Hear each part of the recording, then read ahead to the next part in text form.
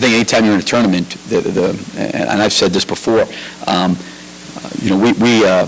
I thought we were a tired basketball team back in 2006. We played South Carolina, who had to play 4 games, and they were playing their 4th game. We think we're playing maybe our 3rd. I don't think the first couple games affect the teams that don't get a bye. I think where the impact comes in is when those teams that are playing on Thursday make it all the way to Sunday. That's a long, long grind, and they're doing something they've never done before.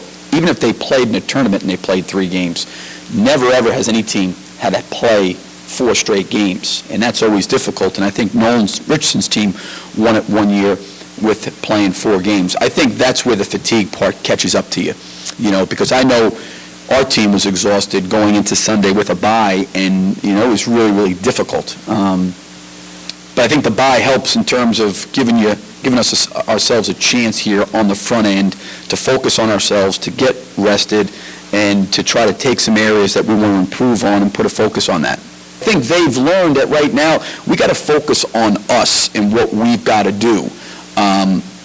So I do think going into the tournament, not having the cloud hanging over us, are we in or are we not in, is a good thing. But the next question would be, how important is it for them to take on this 3-day challenge that we could potentially have? And right now it's a 1-day challenge because that's all we're guaranteed right now is to play on Friday.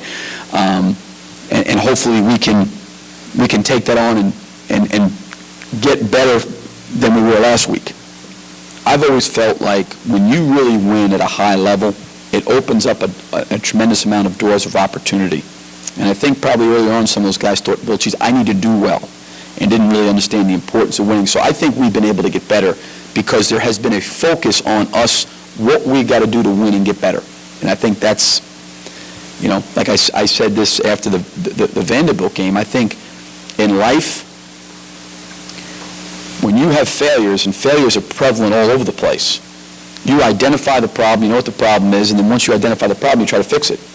But how often when you're successful do you lose sight of how did we get here, why did we get here? You're too busy celebrating. You're too busy, you lose sight and focus of what reasons were. And I think identifying reasons why you lose, it's just important to identify reasons why you win.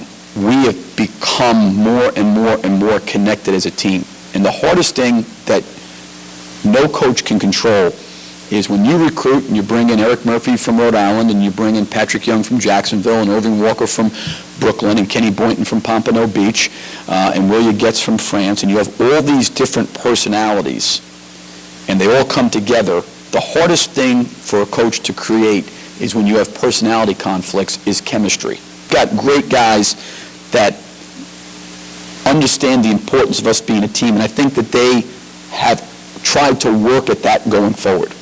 I think our guys are starting to see that through that unselfishness now, they're all playing better, they're all scoring more, and they're all being utilized better. Instead of them worrying about what they got to do, instead of what do we have to do, and I think we've gotten better there.